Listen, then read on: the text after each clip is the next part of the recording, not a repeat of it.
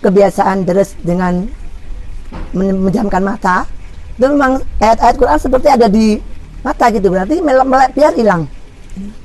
Gitu kita melek, kadang hafalan buyar.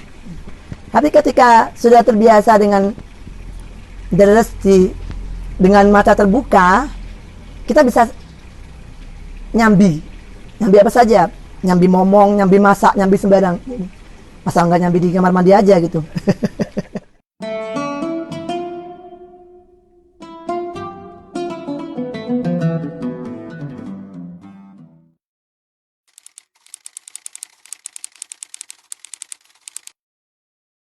Saya mendapatkan jazah Fahmi Bisyauqin sekitar 13 atau 14 tahun yang lalu dari beliau Kiai Haji Ulin Nuha Arwani.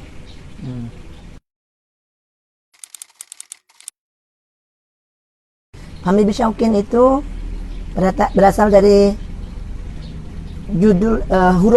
judul-judulnya surah dalam Al-Quran. Fa, Mim, Ya, Ba, Shin, Wawu, dan Qaf. Semuanya Fa itu Fatihah, Mim itu Maidah, Ya itu Yunus, Ba itu Bani Israel, kemudian Shin itu Syu'ara, Wawu itu Was-Saffat, kemudian Qaf itu surat Qaf. Berarti dibagi dalam 7 hari. Dimulai dari hari Jumat atau malam Jumat. Jadi setiap malam Jumat kita mulai, di hari Kamis kita khatam. Seperti itu. Alhamdulillah sekarang Fahmi Bisyauqin sudah menjadi program wajib di pesantren Al-Baqarah.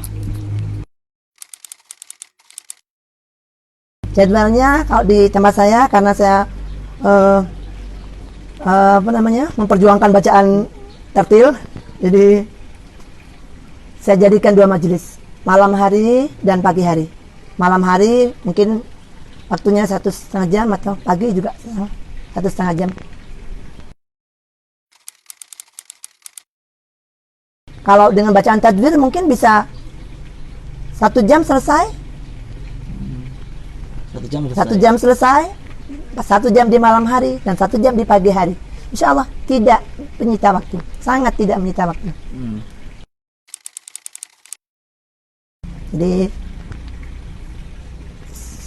dari kecil ibu saya itu mendidik saya dereso ojo merem. Ternyata deres nggak merem itu dulu saya nggak tahu faedahnya apa. Ternyata dengan kebiasaan nek deres orang merem niku, ternyata beliau bertujuan setelah saya sudah dewasa, sudah menikah, beliau menerangkan, Bu, kenapa lek deres ndak oleh merem? Ibu menjelaskan, yo lek urip iku penak terus. Nek uripmu ora penak engko nek sembarang-barang kudu dilakoni dhewe, mosok yo ora peran deres. Karena ketika deres dengan kebiasaan deres dengan menjamkan mata, itu memang ayat-ayat Quran seperti ada di mata gitu, berarti melek biar hilang. Gitu kita melek, kadang hafalan buyar. Tapi ketika sudah terbiasa dengan deres dengan mata terbuka, kita bisa nyambi apa saja, nyambi momong, nyambi masak, nyambi sembarang. Asal nggak nyambi di kamar mandi aja gitu.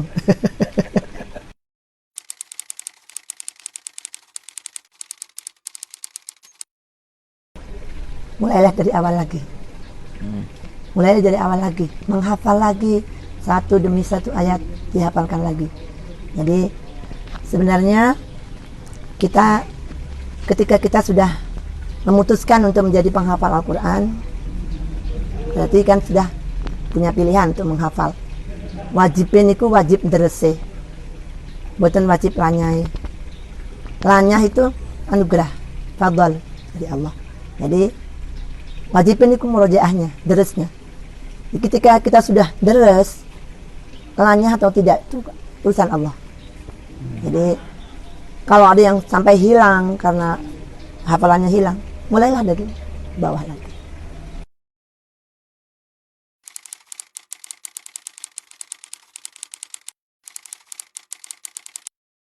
Masing-masing orang tidak tidak sama nggih. Ada yang bisa deres sendiri terus kemudian bisa lancar.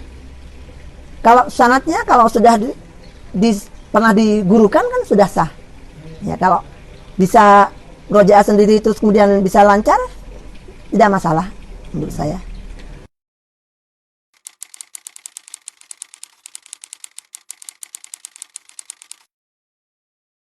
Ya, kalau menurut saya yang saya alami, kalau kita memang ingin mencetak generasi para penghafal Al-Quran, dari kecil sudah dibiasakan mendidik anak-anak membaca Al-Quran dengan fasih.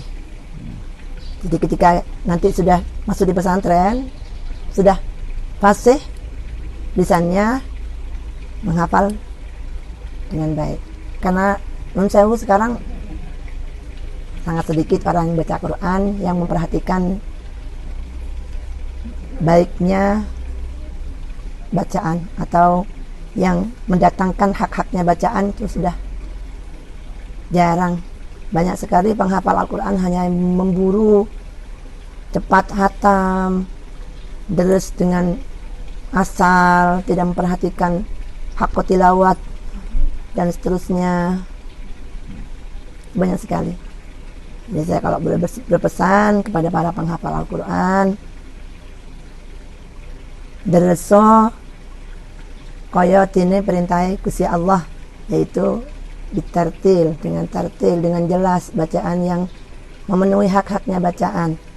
Karena dengan memenuhi hak-haknya bacaan, dengan kita membaca Quran dengan tartil, sama dengan kita taat dengan perintahnya Allah. Tartil itu perintahnya Allah. Jadi dengan kita membaca Quran dengan tartil, sama dengan kita taat dengan perintahnya Allah.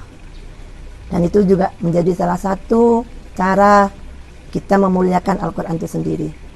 Karena menurut saya tidak mungkin kita 100% kita bisa mengamalkan seluruh isi kandungan dalam Al-Quran. Bahkan banyak kan orang hanya bisa menghafal, hanya bisa membaca tanpa tahu maknanya. Walaupun membaca Al-Quran sendiri itu tanpa mengetahui maknanya pun tetap mendapatkan pahala. Nah, salah satunya dengan membacanya dengan baik, membaca dengan tartil, itu juga bisa diniatkan untuk memuliakan Al-Quran.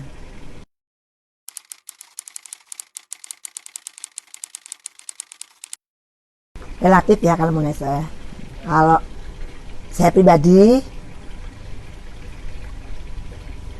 karena mungkin ada di pesantren ya, ada di lingkungan pesantren dari kecil, terutama anak-anak perempuan saya itu diwurui cara ubudiyah sehari dulu, diberi pelajaran ubudiyah wajibnya dulu. Misalnya cara berwudu dengan baik, cara sholat yang sudah betul, kemudian sebelum balik ya, sebelum balik itu sudah diberi pelajaran ilmu syaratnya dulu, yaitu cara bersesuci yang baik, yang betul, kemudian cara sholat yang betul, kemudian ya semacam itu ya, pendidikan pokoknya, dasarnya. Kemudian nanti setelah, kebetulan anak-anak saya baru mau menghafal setelah lulus SD. Nggak ada yang seperti saya dulu waktu masih kecil sudah menghafal, nggak ada. Jadi anak-anak saya semuanya baru mau menghafal setelah lulus sekolah dasar.